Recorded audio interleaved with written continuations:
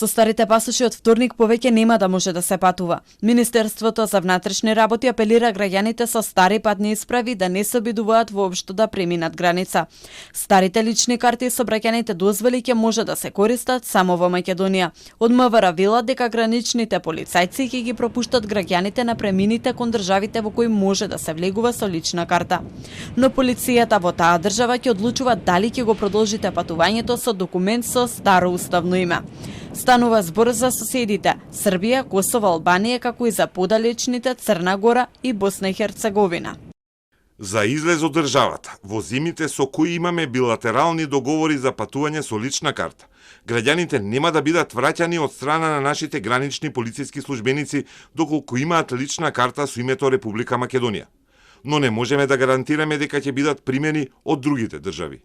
Истото важи и за сообраќајните дозволи.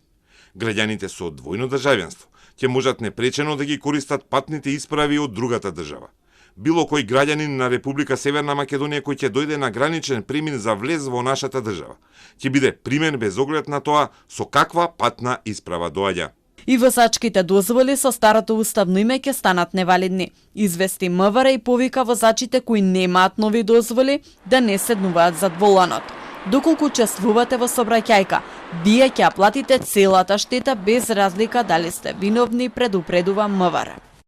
Предупредуваме и дека во случај на настаната штета при евентуална сообраќајна несреќа, поради невалидната возачка дозвола, граѓаните кои немаат валидна возачка дозвола ќе мора да ги сносат последиците околу евентуалната штета. Оние кои ги анкетиравме велат дека ситуацијата е хаотична. Некои успеле да ги заменат документите, а некои се уште чекаат. Во јуни месец закажав за во ноември и не чекав многу, брзо одеше, во Беко таму, си ги подигнав, се е во ред. Млада девојка, ми кажа за месец дена во телевизијата. И пасош, лична карта и возачка дозвола. Се надеваме со ова новите обраци, ако стигнат оваа недела, постои можност овој месец да ги земат. Сега е невиден хаос. Тие што ќе вадат, катастрофа. Има да чекат прво за сликање, па да ги земат. Тоа е многу. Долго е тоа. Освен личните документи на регистарските таблички на возилата треба да има налепница НМК.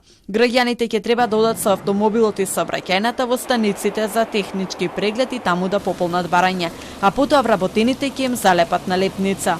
Тилма контактираше со неколку станици. Дел од нив ги имаат налепниците, а некои ги чекаат уште од петокот.